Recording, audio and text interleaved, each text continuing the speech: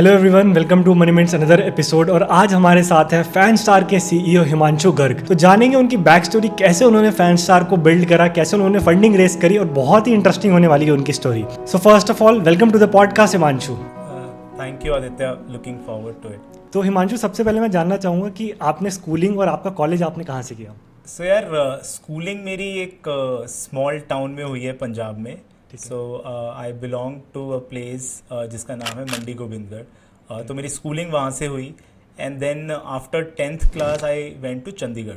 तो मैंने 2 साल चंडीगढ़ में आईआईटी की कोचिंग की एंड उसके बाद I was in IIT Delhi, तो 4 साल दिल्ली में एंड उसके बाद गुड़गांव में we started working with startup. So काफ़ी टाइम मैंने अपना कॉलेज के बाद स्टार्टअप्स में ही स्पेंड किया है। So it started from a small town and then ended up in Gurgaon. Okay, nice. और आपकी जो पहली जॉब थी, आई थिंक डिलीवरी में थी। काफ़ी इंटरेस्टिंग कहानी है। आई थिंक थर्ड ईयर के बाद से ही मुझे ये लगता था कि कभी ना कभी, इफ़ नॉट राइट अवे, कि अपना एक काम शुरू करना है। स्टार्टअप नहीं सोचा था बट बिजनेस सोचा था, राइट। सो स्टार्टअप और बिजनेस में कुछ छोटा सा अंतर होता है। आई थिंक हम बाद में इसको डिटेल में डिस्कस कर सकते हैं। सो उस टाइम पे वो सोचा था क्योंकि उतना डोमेन बड़ा नहीं था।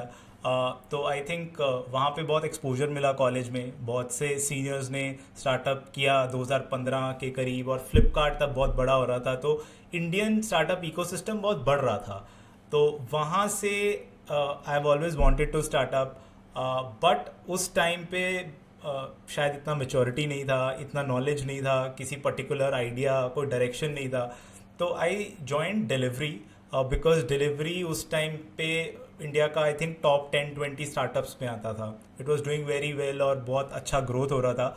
तो कैंपस प्लेसमेंट में यार मैं बैठा, मेरे को कोई आइडिया नहीं था क्या पूछते हैं वो लोग या क्या नहीं। कोई इंटरव्यू प्रेप नहीं करा बिकॉज कभी सोचा ही नहीं था कि जॉब करना है। बट देन आई थिंक जो हुआ अच्छा हुआ। तो डिलीवरी में बहुत से लाइक माइंडेड लोग मिले। इवन जो वहाँ पे फाउंडर्स थे, दे वर वेरी सपोर्टिव।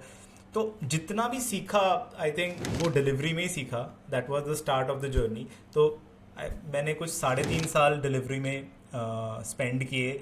इंटरेस्टिंगली जब मैंने ज्वाइन करा तो as a core techie join करा, बट विच मीन्स कि मैं सॉफ्टवेयर डेवलपर था उस टाइम पे। और 2 साल के बाद मैंने उनकी न्यू वेंचर्स टीम में स्विच किया डिलीवरी में, जो कि उनके फाउंडर साहिल बरुआ ने स्टार्ट की थी। And I was part of the first 4 people जिन्होंने उनका FTL बिजनेस लॉन्च किया। तो आई थिंक वहाँ से स्टार्टअप के बारे में बहुत बहुत कुछ सीखने को मिला। और इस पूरे 3 से 4 साल की जर्नी में आई थिंक डिलीवरी ने भी बहुत ग्रो किया और हमने भी बहुत ग्रो किया। तो आई थिंक वहीं से मेरा स्टार्टअप्स के लिए एक पैशन आई थिंक वहाँ से ट्रूली शुरू हुआ। अच्छा, तो आपको क्या लगता है कि जैसे अगर किसी को मतलब कुछ भी स्टार्ट करना है, तो क्या कॉलेज के बाद उन्हें एक्सपीरियंस लेना चाहिए जैसे आपने लिया, या वो डायरेक्टली शुरू कर सकते हैं कॉलेज में भी? सो आई थिंक आदित्य, इसका सिर्फ एक आंसर नहीं है।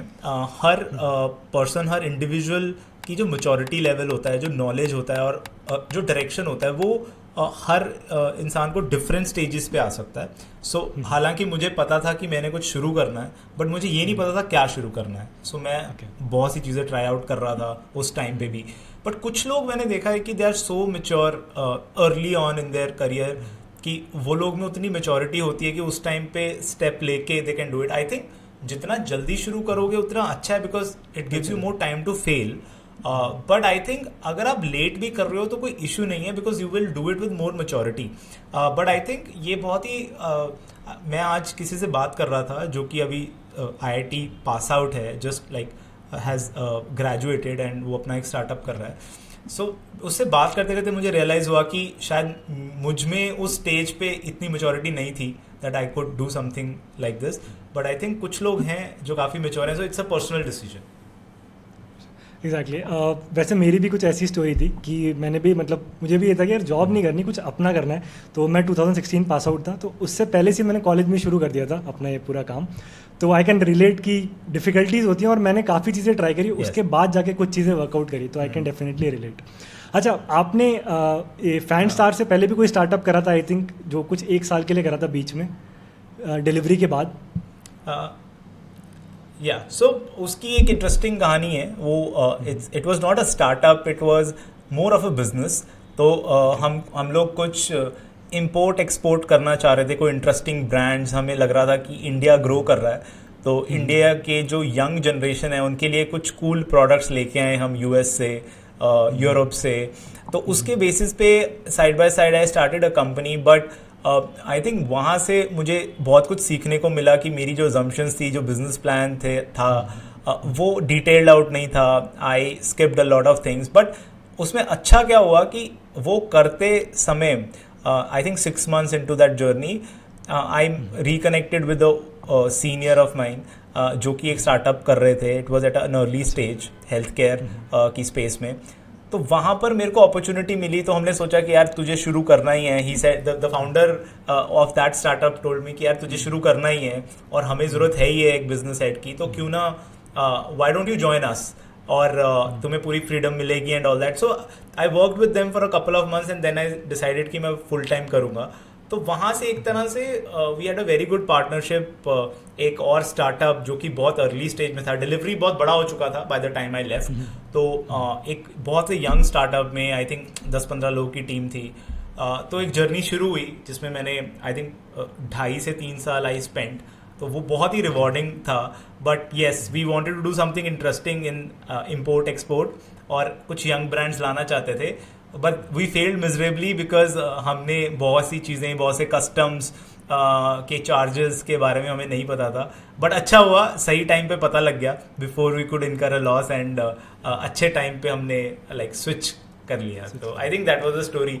तो अभी जब फैन स्टार करने की बात आई after 2021, like in 2022, like start of 2022, तो तब हमें याद था कि जो जो गलतियाँ हुई थी वो नहीं करनी है एंड बहुत डिटेल्ड प्लान बनाना है। तो आई थिंक चाहे फेलियर हो चाहे सक्सेस हो, हर एक्सपीरियंस कुछ ना कुछ तरीके से इट थोड़ा इम्प्रूव्स यू।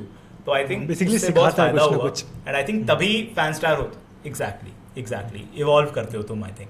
एग्जैक्टली।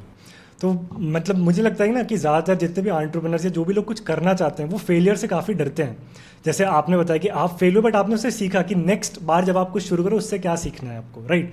तो मुझे लगता है कि उनको फ्रेमवर्क की कमी है, उनको नॉलेज की कमी है कि यार आप 100% डिटेल प्लान बनाओ और फिर आप कुछ शुरू करो। तो फेलियर तब भी, चांसेस तो हमेशा ही होंगे, बट वो चांसेस थोड़े, मतलब प्रोबेबिलिटी बढ़ जाएगी आपके कुछ करने की, राइट। तो अच्छा, आपने जब शुरू करा फैन स्टार, तो आपने डिसीजन कैसे लिया कि यार अब मैं जॉब छोड़ सकता हूँ और इसको फुल टाइम कर सकता हूँ? उसके बारे में आप कुछ बताना चाहेंगे? सो आई थिंक ये मैं किसी को एडवाइस नहीं देना चाहूँगा बिकॉज मैं बहुत एरेटिक पर्सन हूँ। तो मैंने तो जब छोड़ा जॉब, मेरे को बहुत ज़्यादा डिटेल्ड प्लान नहीं था मेरे पास, बट मुझे ये पता था कि मुझे अब ये नहीं करना है। I have to move on and step to like either start a startup और डू समथिंग एल्स, बट ये नहीं करना है। सो मैं उस तरीके से सोचता हूँ। तो पहले मैंने वो छोड़ा जॉब और फिर सोचा, तो इट टुक मी 3-4 महीने सोचने के लिए। तो उसके बाद मैं और मेरा को फाउंडर 3-4 महीने लगे रहे, सोचते रहे, और फिर 6 महीने बाद हम फुल टाइम इसको करने लगे। बिकॉज आई थिंक मेरा जो मूव था वो बहुत इरेटिक था। छोड़ने के बाद सोचा, बट यूजुअली अगर आप एक अच्छे जॉब में हो और अगर आप पैरेलली कर सकते हो, तो डिपेंडिंग ऑन फाइनेंशियल कंडीशन और बड़ी सर्कमस्टांसेस हैं, तो उसके बेसिस पे you should take that decision. But मेरे केस में इट वाज नेचुरली और फॉर्चुनेटली इट हैपेंड, और बिकॉज वो हुआ तो मेरे को लगा कि जो स्टार्टअप करने की जर्नी थी वो स्पीड अप हो गई, बहुत एक्सपर्टाइट हो गई। बिकॉज अदरवाइज आप हमेशा प्लान बी सोचते हो तो कुछ भी नहीं कर पाते हो, ना प्लान ए कर पाते हो ना plan B. So I think जैसा यू ऑल्सो मैंशनड आदित्य कि कोई फ्रेमवर्क होना चाहिए रिस्क टेकिंग का। तो आई थिंक तुम्हें जैसे जेफ बेजोस भी ही ऑलवेज टेल्स यू कि रिग्रेट मिनिमाइजेशन होना चाहिए लाइफ में। तो आई थिंक मैं काफ़ी फॉलो करता हूँ उस चीज़ को कि आप ये देखो क्या चीज़ वापस आ सकती है, क्या चीज़ वापस नहीं आ सकती। एक जॉब वापस आ सकता है, राइट। एक टाइम आपका वापस नहीं आएगा when you have so much freedom to do stuff. तो या फिर एक आइडिया का टाइम वापस नहीं आ सकता, राइट। तो आई थिंक आपको वो चीज़ कर लेनी चाहिए। एंड इवन अगर आप, एंड आई थिंक दूसरा मिथ ये है जो कि बहुत इंपॉर्टेंट चीज़ है, आई थिंक इस पॉडकास्ट की सबसे इंपॉर्टेंट चीज़ अगर मैं कुछ ऐड कर पाऊँगा तो वो ये है कि हम हमेशा ये सोचते हैं कि आउटकम बेस्ड सोचते हैं कि अगर मैंने ये किया तो will I be famous, will I make money, या सबका अपना पैरामीटर हो सकता है। बट आई थिंक ये एक बहुत ही गलत अप्रोच है, बिकॉज ऑफ द फैक्ट कि अगर आप कुछ कर रहे हो तो उसमें आउटकम जो भी हो, जो प्रोसेस है वो आपको इतना सिखा देगा कि जो पर्सन ने शुरू किया था और जो पर्सन उसको ख़त्म कर रहा है वो सेम नहीं होता। आप बहुत correct. इम्प्रूव हो चुके होते हो, एंड उसको यूज़ करना, जो इंसान उसको अच्छे से यूज़ करेगा वो अल्टीमेटली सक्सेसफुल होगा। नाउ हम हमेशा डिबेट कर सकते हैं कि कोई इंसान पहले स्टार्टअप में सक्सेसफुल हो गया, कोई फर्स्ट आइडिया में, कोई 10th आइडिया में, बट क्या वो मैटर करता है? हमेशा किसी ना किसी को फेलियर आएगा ही, सक्सेस भी आएगा। तो इट इज़ जस्ट अबाउट कि अगर आप पैशनेट हो, रिस्क लेने का एबिलिटी है, तो आई थिंक कर लेना चाहिए। आई थिंक फेलियर में भी अलग मज़ा है, वो आपको करने के बाद ही पता लगता है, वो पहले नहीं पता लगता, राइट? सो जितने भी एंटरप्रेन्योर फ्रेंड्स हैं या फाउंडर फ्रेंड्स हैं, वो हमेशा आपको ये बताएंगे कि they can't go back to their jobs because they are so addicted to this whole process कि मेरे को ये करना है, I have to figure it out. तो आई थिंक वो प्रॉब्लम सॉल्विंग अप्रोच ही होना चाहिए, दैट्स ऑल। अच्छा, इसमें मेरा एक क्वेश्चन था कि क्या जैसे हम कुछ भी शुरू करना चाहते हैं तो क्या पैशन मतलब कितना इंपॉर्टेंट है? जैसे आपने अभी बोला कि पैशनेट होने चाहिए आप, राइट? आई थिंक काफ़ी मैटर करता है, और मैं इसका एक रीज़न भी आपको दूंगा क्यों मैटर करता है। सो आपको पता है 1+1 2 होता है, राइट? एंड देन जो भी आप प्लान बनाते हो लाइफ में, वो इसी लॉजिक से बनाते हो कि ऐसा होगा और फिर ये हो जाएगा और फिर Right. इतना कंपनी का रेवेन्यू होगा और ये होगा वो होगा। But life is not mathematics. तो लाइफ कभी भी 1+1=2 के हिसाब से नहीं चलती है। तो आप कुछ भी कर लो, जितना मर्जी प्लान कर लो, you will always encounter different sort of challenges. तो अगर आप बहुत ज़्यादा मैथमेटिकल हो और पैशनेट नहीं हो, या फिर मॉडरेटली पैशनेट हो और लॉजिकल ज़्यादा हो, तो आपका लॉजिक आपको हमेशा बता देगा कि आदित्य आप फेल हो जाओगे, बिकॉज ये किसी ने नहीं करा तो आप कैसे कर दोगे, राइट? बट अगर आप में थोड़ी अकल कम होगी और पैशन ज्यादा होगा, और आई थिंक पैशन उन्हीं में ज्यादा होता है जिनमें लॉजिक थोड़ा कम होता है, बिकॉज वो पैशन टेक ओवर कर लेता है। अच्छा, तो अब हम ऑडियंस के लिए जान लेते हैं कि फैन स्टार है क्या एक्चुअल में और कैसे वो क्रिएटर इकोनॉमी की हेल्प कर रहा है। तो can you please explain? So Fanstar as an idea that exist today जो है, वो बहुत ही एक सीक्वेंशियल प्रोसेस था। ऐसा नहीं है कि हमें एक आइडिया आया और हमने ये चीज़ बना दी। आइडिया जो भी होता है वो एक जस्ट एक स्टार्ट पॉइंट होता है, एंड देन आप धीरे धीरे उसमें सीखते हो, लोगों को जोड़ते हो और सीखते हो, और एक कंपनी बन जाती है। सो आई थिंक मैं आपको वॉक थ्रू करना चाहूँगा कि कैसे हमने शुरू किया और कहाँ पे अब हम हैं, राइट? तो हमारा आइडिया ये था कि वी सॉ कि क्रिएटर लेड कंटेंट जो है सोशल मीडिया पे, वो बहुत ज़्यादा मेन स्ट्रीम हो रहा है और टीवी को टेक ओवर कर रहा है। तो हमें ये समझ में आया कि ये सारे प्लेटफॉर्म्स बहुत बड़े हो जाएंगे, क्रिएटर्स बहुत बड़े हो जाएंगे, तो इन क्रिएटर्स को कुछ ना कुछ मोनेटाइजेशन के टूल्स चाहिए होंगे, राइट? बट हमने देखा कि जब हमने क्रिएटर से बात करी कि सिर्फ टॉप 0.1% क्रिएटर्स ही अर्न कर रहे थे, बाकी सब लोग मोनेटाइज नहीं कर पाते हैं। तो हमने सोचा कि यार ये गलत है, because everybody is creating content, तो हम कैसे उसमें हेल्प कर सकते हैं। तो हमारा आइडिया था कि ऐसा कुछ बनाएं जिससे हम सबको इक्वल चांस दें, फेयर चांस दें, क्योंकि जो बड़ा क्रिएटर होता है उसको उतनी बड़ी डिस्ट्रीब्यूशन मिलती रहती है प्लेटफॉर्म्स पे और वो बड़ा होता रहता है। सो कुछ ही लोग सारा एडवर्टीजमेंट रेवेन्यू और ये सब रेवेन्यू ले जाते हैं। हमने क्या किया कि हमने सोचा कि अगर कोई छोटा क्रिएटर है, उसको 10,000 लोग देख रहे हैं, 5,000 लोग देख रहे हैं, अब उसको 1 लाख लोगों तक लेके जाना है, तो कैसे कर सकते हैं कि उसकी ऑडियंस को उसकी ग्रोथ का कुछ हिस्सा दे देते हैं। तो क्या होगा, अगर उसकी जो ऑडियंस है वो उसके बारे में और बात करेगी, उसको और सपोर्ट करेगी, और इवेंचुअली एल्गोरिदम जो होता है इन प्लेटफॉर्म्स का, वो भी इस क्रिएटर को उसका ड्यू डिस्ट्रीब्यूशन देने लग जाएगा, राइट? एंड इससे ऑर्गेनिक एंगेजमेंट बढ़ेगा और इवेंचुअली आप मोनेटाइज कर सकते हो कि ज़्यादा लोग आपको देख रहे हैं, राइट? वाया ब्रांड डील्स या और 100 तरह की चीज़ें हैं, royalty driven revenue and so on. अब इस स्टेज पे आ गए हैं कि पूरा साइकिल हमने कंप्लीट कर लिया है, बट इसको हमें क्लोज टू 2 साल लगे करने में, राइट? बट अब अगर आप मेरे को पूछोगे कि फैनस्टार क्या है, तो फैनस्टार बेसिकली एक क्रिएटर लेड मार्केट प्लेस है जहाँ पर माइक्रो क्रिएटर्स अपनी कम्युनिटी बनाते हैं, कंटेंट मोनेटाइज करते हैं, और ब्रांड्स भी आके अपने कैंपेन्स रन करते हैं। इसमें मेरा एक ही क्वेश्चन था कि जो माइक्रो, अभी हमने जैसे बात करी माइक्रो क्रिएटर्स, तो उनके लिए कुछ इसमें एंट्री बैरियर है? फॉर एग्जांपल कुछ नंबर ऑफ एंगेजमेंट होने चाहिए या कुछ पर्टिकुलर सब्सक्राइबर्स फॉलोअर्स होने चाहिए, तो वो बता सकते हैं आप उसके बारे में कुछ? हाँ, सो अभी हम बेसिकली हमारा एक एल्गोरिदम है, इन हाउस एल्गोरिदम है, जिसमें कोई भी जो साइन अप करता है क्रिएटर, हम उसकी प्रोफाइल को गो थ्रू करके ये फिगर आउट करते हैं। आई थिंक मैं कुछ ओवरऑल आपको पैरामीटर्स दूंगा। हम ये फिगर आउट ठीक है। करते हैं कि क्या वो सीरियस कंटेंट क्रिएटर है, मतलब कंसिस्टेंट है या नहीं, राइट? क्योंकि अगर हम फैंस को ऑफर कर रहे हैं उसके उसके प्रोडक्ट्स, तो हमें ये भी इंश्योर करना पड़ेगा कि यार ये लंबे समय तक टिके। क्या वो अच्छा कंटेंट बना रहा है, अब्यूसिव कंटेंट तो नहीं बना रहा। थर्ड है कि क्या वो ग्रोइंग क्रिएटर है, क्या उसने बहुत एफर्ट्स करे हैं एंड ये स्टक विद इट, राइट? क्या उस कितनी लेवल पे उसकी कम्युनिटी ग्रो हो रही है, और एटलीस्ट आई थिंक 5000 फॉलोअर्स होने चाहिए to basically indicate a certain level of seriousness कि आपने कुछ काम किया है आके मार्केट में, राइट? तो ये सब का एक कॉम्बिनेशन लेके वी असाइन अ स्कोर, और उस स्कोर के बेसिस पे हम येस या नो एक मतलब प्रोफाइलिंग करते हैं ऑफ द क्रिएटर प्रोफाइल्स।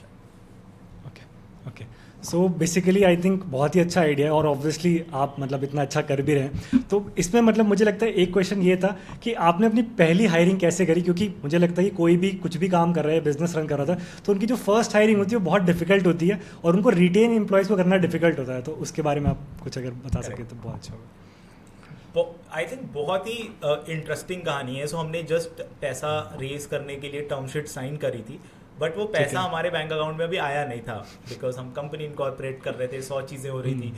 तो हमने सोचा कि यार चलो पैसा तो आएगा जिस दिन आएगा, बट हमें टीम तो बनानी शुरू करनी चाहिए। बट अब जब तक वो प्रेस में रिलीज नहीं होगा कि this startup has raise funding ये वो, तो कोई हमें क्यों ज्वाइन करेगा, राइट? कोई अच्छा बंदा क्यों ज्वाइन करेगा? तो हमने बेसिकली सोचा कि चलो छोड़ो, उसकी वेट तो नहीं कर सकते हैं, तो हम अपना काम शुरू करते हैं। तो हमने सोचा कि पहला बंदा हायर करना है, तो हमने काफ़ी जगह पोस्टिंग्स करी, लिंक्डइन पर करी, wellfound.com पे करी, जो कि पहले angellist.com होता था, राइट? सब जगह करी। तो एंजल लिस्ट पे हमें बहुत सीवीज आए, राइट, इंटरेस्टिंगली, बट कुछ ना कुछ ऊपर नीचे, कुछ ना कुछ ऊपर नीचे। Then eventually we found a guy who, उसने टेक प्रोफाइल के लिए अप्लाई किया था, ब्लॉकचेन डेवलपर के लिए, बट वो खुद काम करता था एक कंपनी के वेयर हाउस में। सो वो प्रोफाइल हमें बहुत इंटरेस्टिंग लगी, हम दोनों, मेरे को और मेरे को फाउंडर साहिल को, और हमने आप इंट्रीग हो गए कि यार कि बहुत ज़्यादा कि ये बंदा क्या है और कैसे। तो हम हमेशा टेक प्रोफाइल्स के लिए ऐसा करते हैं कि हम कोई बैरियर नहीं रखते, बट हम बोलते हैं कि आप अपना गिटहब अकाउंट भेजो, आप अपने पास्ट प्रोजेक्ट्स भेजो कि आपने क्या किया है। तो उसका GitHub I think was very very interesting. तो हमने उससे बात की, मैंने और साहिल ने, हमने फिगर आउट करा कि ये बंदा बहुत पैशनेट है, बट समहाउ इसके सर्कमस्टांसेस की वजह से ये गोवा में है अपनी फैमिली के साथ, और ये एक वेयर हाउस में काम कर रहा है, but he is a very good, और मतलब he is a quick learner, और ये ब्लॉकचेन डेवलपर है और इसने अपने पैशन से काम किया। तो हमने उसको हायर कर लिया, right? And that is how, मतलब, और उस टाइम पे because we hadn't received the funding yet also, तो हमें ज़्यादा क्लैरिटी नहीं थी। तो हमने उसको बोला कि चलो आप इस तारीख से ज्वाइन करना, अभी आप इंटर्न बन जाओ 15 दिन के लिए या 30 दिन के लिए, उसके बाद आपको अपॉइंटमेंट लेटर देंगे, राइट? तो I think but that guy evolve so much, हमें लगा कि हमारा one of the best hires था, कि उस इंसान को हमने वहाँ से ले जाके, मतलब फैनस्टार ने एक प्लेटफॉर्म दिया, और वहाँ से वो एक बहुत अच्छा डेवलपर बन गया है आज। और I think as a business और एज अ स्टार्टअप आप लोगों ने भी रिस्क लिया, क्योंकि लोग ये कहते हैं, जैसे अभी मैंने हायरिंग का आपसे क्वेश्चन पूछा, तो आपके आंसर से पता चला कि रिस्क आपको भी लेना पड़ेगा, क्योंकि आप वही प्री डिफाइंड सेट से हायरिंग करोगे तो आपको वही प्री डिफाइंड लोग मिलेंगे, और शायद से वो इतने पैशनेट ना हो जितना कि आपका फर्स्ट एम्प्लॉय रहा। तो वो चीज़ मुझे काफ़ी अच्छे क्लिक करी कि हाँ, कि आप हायरिंग अपने जो चैनल है उसको ओपन करो, और लिमिटेड मत रखो कि यार हाँ टेक का है तो टेक का ही बंदा है, उसके पास एक्सपीरियंस है। तो फर्स्ट हायर का मुझे काफ़ी अच्छा आंसर लगा आपका। और इसी के साथ जैसे अभी आपने इन्वेस्टर की बात करी थी, तो मैं ये पूछना चाहूँगा कि आपने फंडिंग कैसे रेज करी, उसके पीछे ये क्या स्टोरी है? स्टोरी ये है कि कोई स्टोरी नहीं है। जब मैं और साहिल ने शुरू किया, हम, एज आई टोल्ड यू, कि मैंने जॉब छोड़ दिया, और उसके बाद मैं 3-4 महीने सोच रहा था कि इस स्पेस में जा सकते हैं, लोगों से बात कर रहा था। एक दिन हमें लगा कि यार अब हम ना फुल टाइम करते हैं इसको, दिस इज, मतलब वी आर लाइक कॉन्फिडेंट कि हमें ये करना चाहिए। सो वी सेड कि यार चलो आज से हम, और 2022 की स्टार्टिंग की बात ये जनवरी की, मैंने सोचा फुल टाइम करते हैं। तो फुल टाइम करने लगे, तो हमने एक डेक बनाया कि यार चलो क्लैरिटी के लिए डेक बनाते हैं कि यार what are we doing, right? और कभी किसी को एक्सप्लेन करना हो तो उसके लिए भी चाहिए। एंड इवेंचुअली हुआ क्या कि एक दिन 3-4-5 दिन हो गए थे, तो मतलब लगा कि यार लिंक्डइन अपडेट करते हैं अपना, फाउंडर तो लिखे, अगर कंपनी नहीं भी चली तो फाउंडर लिखते हैं. So I think as funny as it may sound, हमने उसमें फाउंडर लिख दिया. एंड स्टार्टअप का कोई नाम नहीं था उस टाइम पे, तो it was a stealth startup. और मतलब आप मानोगे नहीं कि we started getting intent from VCs की चलो बात करते हैं, let's understand what you guys are doing, you guys are from IIT, let's see कुछ अच्छा बना रहे होगे, right. And we started putting out कि we are building in the space of Web3 and creator economy, तो अगर कोई interested है जॉइन अस एंड ये वो. I think organically and fortunately ऐसे लोगों से कनेक्ट हुआ जिनको हम जानते भी नहीं थे. बाय द वे ऐसा नहीं है कि हमने अपने कनेक्ट से किसी को रीच आउट किया था. वेरी ऑर्गेनिकली ये कॉन्वर्सेशन शुरू हो गई. हम चाहते भी नहीं थे ये शुरू हो, बट शुरू हो गई. और फिर हमने उस चीज़ को एक्सपेडाइट किया कि यार let's now work on the deck और अच्छे से अपनी वैल्यू प्रोपोजिशन को बढ़िया बनाते हैं.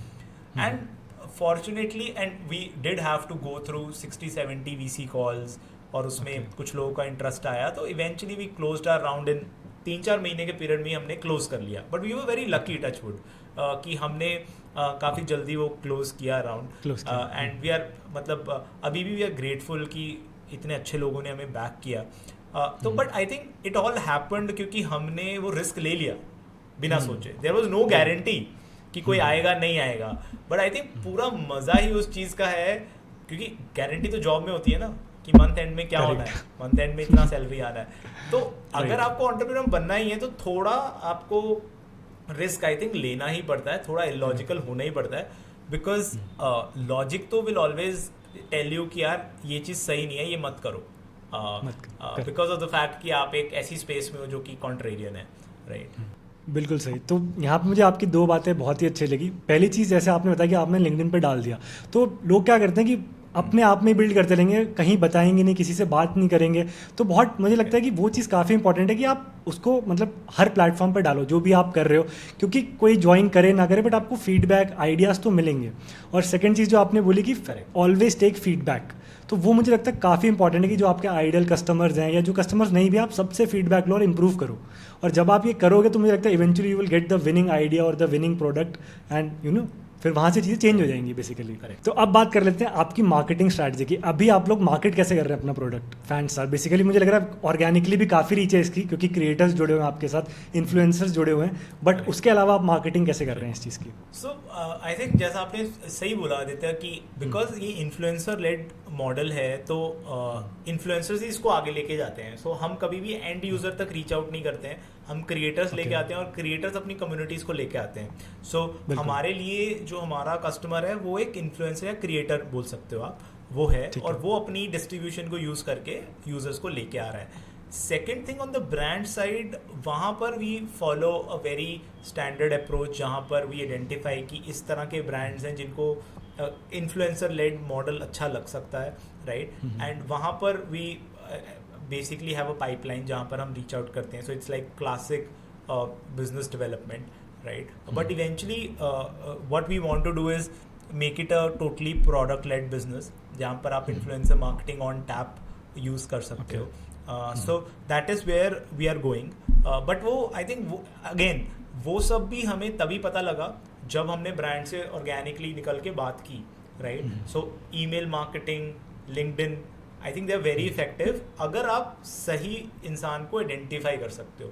प्रॉब्लम तब आता है जब आप एक ब्रॉडर ऑडियंस को पहुंच रहे हो जो आपका प्रोडक्ट नहीं चाहती या जो रेलिवेंट नहीं है. और इन्फ्लुएंसर्स को हम मतलब उनके लिए कुछ डायरेक्ट रीच आउट कर रहे हैं या उनको हम उनके मैनेजर्स के थ्रू, वो कुछ आप बता सकते हो, उस पर कुछ लाइट डाल सकते हो? हाँ, सो इसमें 2-3 चैनल्स हैं जिसमें हम इन्फ्लुएंसर्स को रीच आउट करते हैं. एक तो थ्रू डिजिटल मार्केटिंग, क्रिएटर्स के लिए फॉर्म बना हुआ है, क्रिएटर्स आते हैं तो काफ़ी ट्रैफिक हमारा वहाँ से आता है. Second is we have partner agencies, जहाँ से हम मल्टीपल ज्योग्राफी में हमें एक रीच मिल जाती है कि एक एजेंसी इतने इन्फ्लुएंसर्स को मैनेज कर रही है, तो we have a partner agency, तो वो लेके आते हैं. थर्ड है कि we have some angel investors from ShareChat. All the founders of ShareChat are angel investors in us. तो शेयर चैट की टीम के साथ भी हम काम करते हैं, we act as their monetisation partner. तो कुछ भी रीजनल क्रिएटर्स हैं उनके प्लेटफॉर्म पे जिनको हम एक एडिशनल सोर्स ऑफ रेवेन्यू दे सकते हैं, तो वहाँ से उनके क्रिएटर प्रोग्राम से भी हमें कुछ क्रिएटर्स मिल जाते हैं, वो हम आइडेंटिफाई करते हैं। तो ये 3-4 अप्रोचेज हैं एंड जैसे जैसे ये रीच बढ़ रहा है तो I think referrals, creator referrals are becoming a big thing.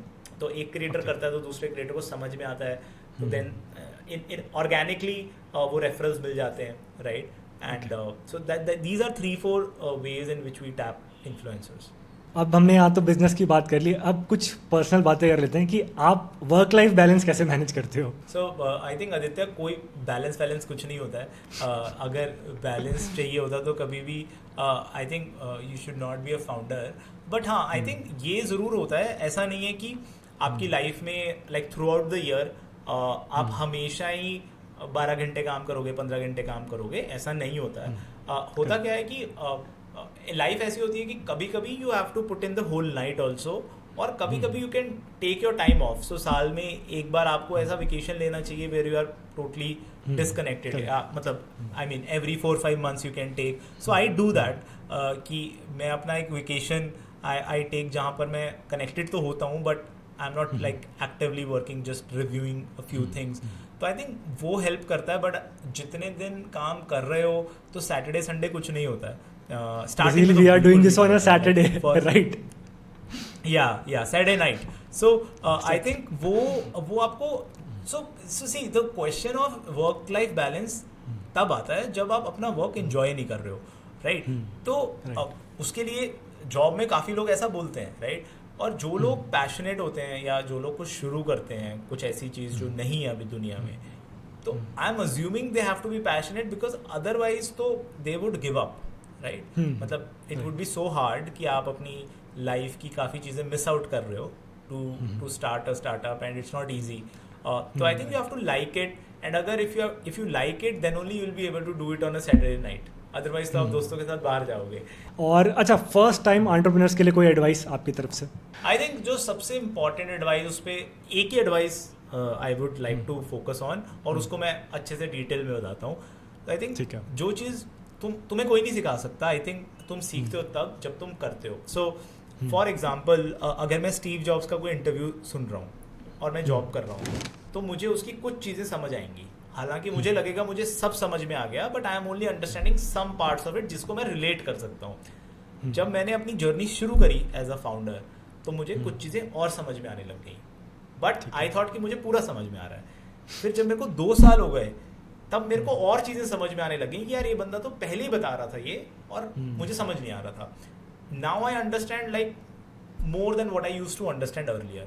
But ये चीज़ अगर आप किसी को कहोगे जो अभी शायद जॉब में ही है या फिर अभी स्टार्टअप करने जा रहा है या सोच रहा है, वो नहीं मानेगा इसको, because it is an experiential journey. मैं भी नहीं मानता था।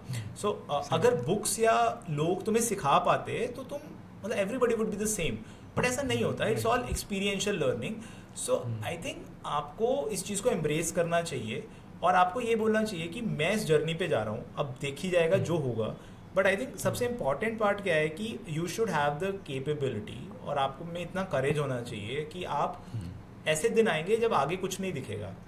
फर्स्ट डे तो आपको सब दिखेगा कि मैं ये कर दूंगा, मैं दुनिया बदल दूंगा, ये सब हो गया, मैंने फंडिंग रेज कर ली, हो गया।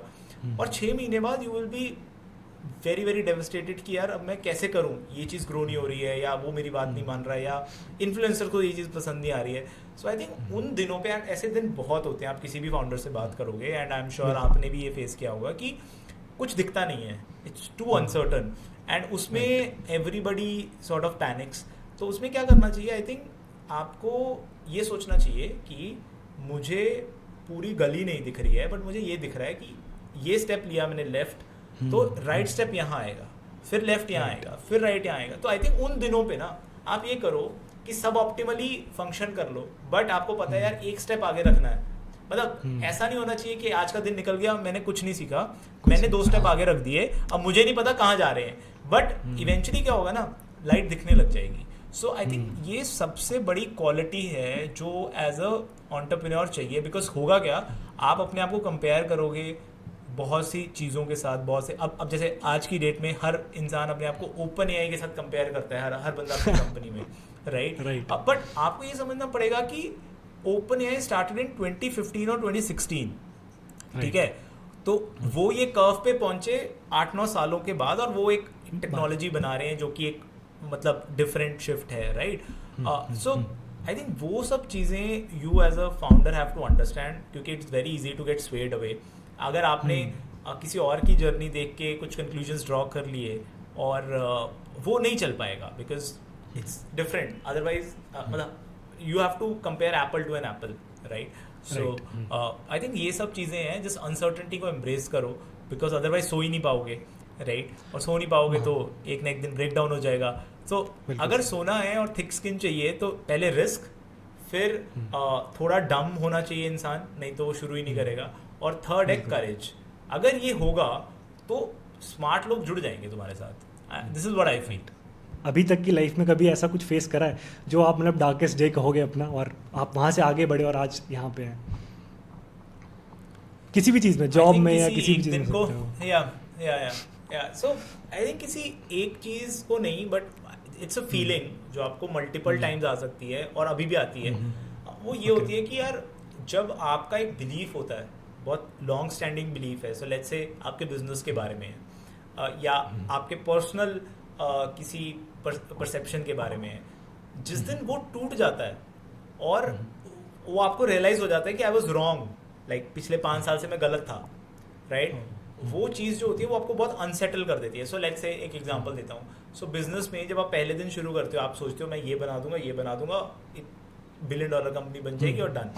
तो होता क्या है कि हर 3 महीने में क्राइसिस आ जाता है कि यार ये तो नहीं चलेगा, तो सोचना पड़ेगा कुछ, तो एक क्राइसिस आएगा। और जिससे जैसे तुम आगे बढ़ते रहते हो तुम्हारे स्टेक्स हाई होते रहते हैं। तो लेट्स से आपने 2 साल लगा लिए, तो आपके 2 साल स्टेक पे हैं, तो लेट्स से आपको कुछ रियलाइज हुआ कि I have to fundamentally change this thing.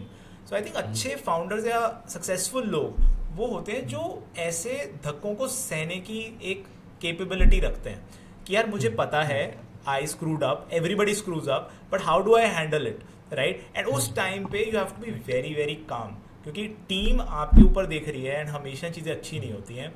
तो आई थिंक वो फीलिंग जो होती है ना, वो आपको डरा देती है। और वो साल में मेरे को लगता है, डिपेंडिंग ऑन कितना बड़ा काम कर रहे हो तुम, तो जितना बड़ा कर रहे हो उतने ज़्यादा बार आएगी। बट आई थिंक एक नॉर्मल स्टार्टअप में भी वो चीज़ बहुत बार आ जाती है, multiple tens of times. And I think वहाँ पे अगर आपने चैन से सोना सीख लिया और दिमाग को शांत रखना सीख लिया, so I think that's the learning. So that is, I think it happens multiple times in year.